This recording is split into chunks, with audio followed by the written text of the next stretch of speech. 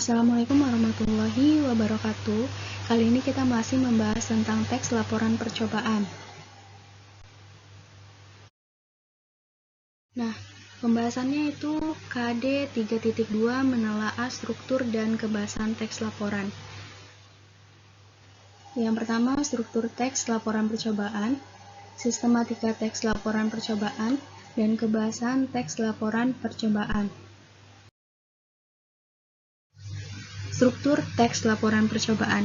Nah, sebelumnya kita akan membahas teks laporan percobaan ini berisi penjelasan dalam uraian dan tulisan. Uraian yang disampaikan harus jelas dan sistematik. Struktur teks laporan adalah bagian-bagian yang penting terdapat dalam teks dan menjadi penyusun utama teks laporan percobaan tersebut. Nah, apa saja bagian dari struktur teks laporan?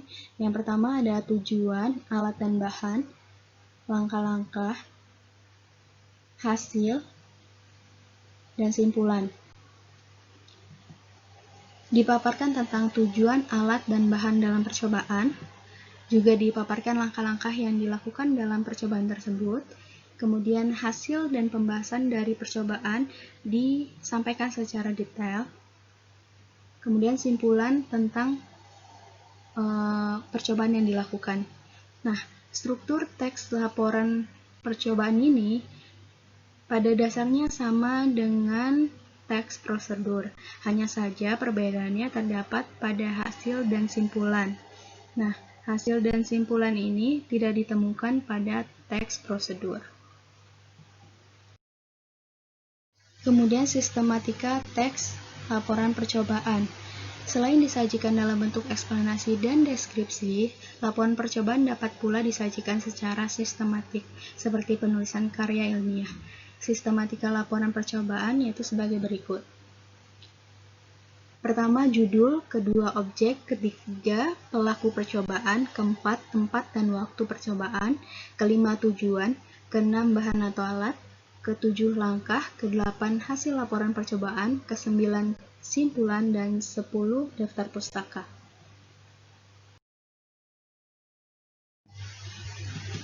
Kemudian kaidah kebahasan teks laporan percobaan. Nah, kaidah ini ada 6. Yang pertama, menggunakan sinonim dan antonim. Tentunya kita sudah mengetahui apa itu sinonim dan antonim. Sinonim adalah kata yang memiliki kesamaan atau kemiripan makna. Nah, misalnya sinonim dari takaran adalah dosis. Kemudian antonim. Antonim adalah kata-kata yang maknanya dianggap kebalikan atau berlawanan.